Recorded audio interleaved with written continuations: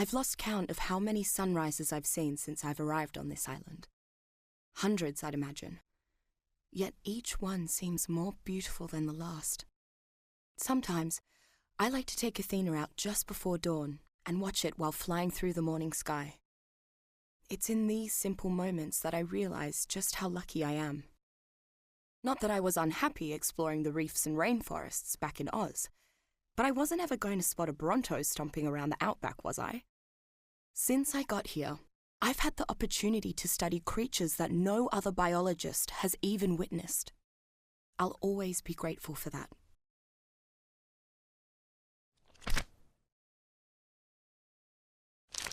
I'd been holding out for a change in weather before studying the wildlife of this island's peculiar tundra region, but I think it's safe to say that it's not forthcoming. Clearly this planet has no axial tilt, and therefore no seasons. That ice and snow isn't melting anytime soon. Can't say I'm happy about it. The cold and I are not the best friends, I can tell you that. But I'll just have to suck it up. The climate during the Jurassic and Cretaceous periods that many of this island's creatures hail from was fairly uniform, so an Arctic region is quite the oddity. It'd be plain stubborn of me not to have a look around.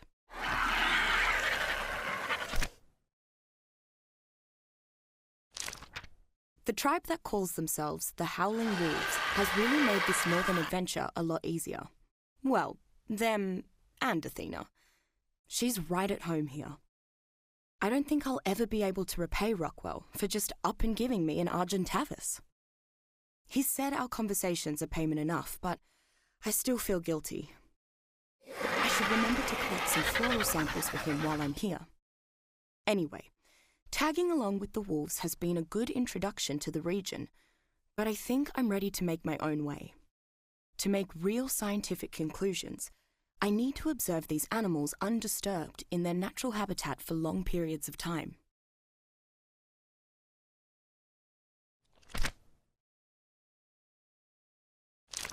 What a day. There I am, putting the finishing touches on the mammoth dossier, when all of a sudden, a Tyrannosaurus starts attacking the herd. Struth! A Tyrannosaurus wading through the bloody snow? I asked the Howling Wolves at the nearest camp, and apparently, this is a common thing. They're not new to the region. It just doesn't make sense. How can a Tyrannosaurus survive in this climate?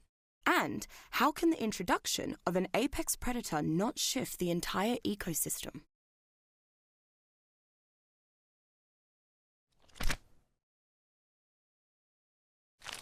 Well, I've combed through more carnival droppings than I care to calculate, and I can't say they provided many answers.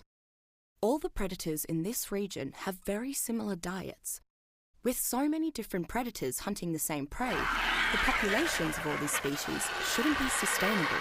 Yet I've found nothing to indicate that any population shift is actually happening. It's just bizarre. The longer I'm here, the more I realize that this region shouldn't exist. Its climate is out of sync with the rest of the island. Many of the creatures here are millions of years ahead of the dinosaurs, and the ecosystem is almost static.